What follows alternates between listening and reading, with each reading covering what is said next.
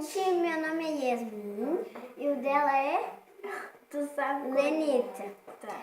A gente vai fazer Um desafio pra vocês. Tá. Então, os ingredientes são farinha, água, Nescau, café, açúcar e água. e a água. Ó. E uma xícara pequena. Modo de fazer. É um modo de fazer. Então, aqui tem uma colherinha. Nós vamos botar a farinha, o Nescau e quase Nescau. E o café. O café e faltou o açúcar. Né? E o açúcar. E o açúcar.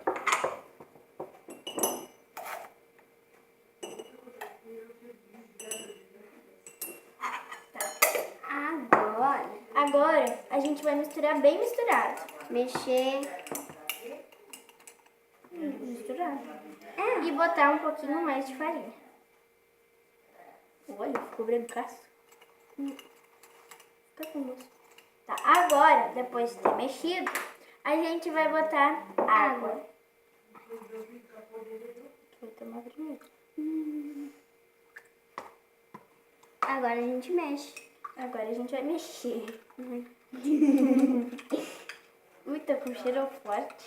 Acho que eu vou ter café demais. É. Yasmin. Parece cocô. Vamos botar tudo. Barbaridade. Pra tomar, né? Tudo. Não, tudo não, né? Espero que vocês gostem. Se é um desafio, né? Porque desafio é desafio, né?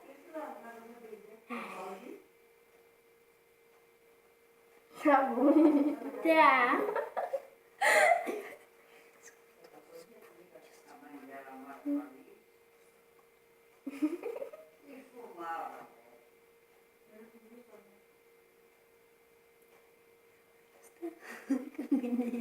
Tá ótimo. Tá muito ótimo. Então tá. Então, Tchau.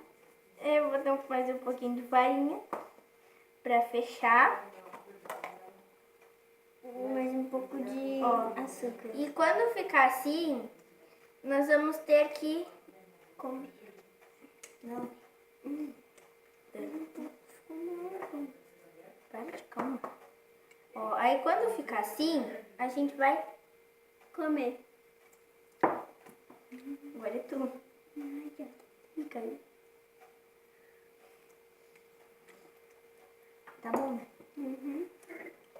Bom, então, tchau, gente!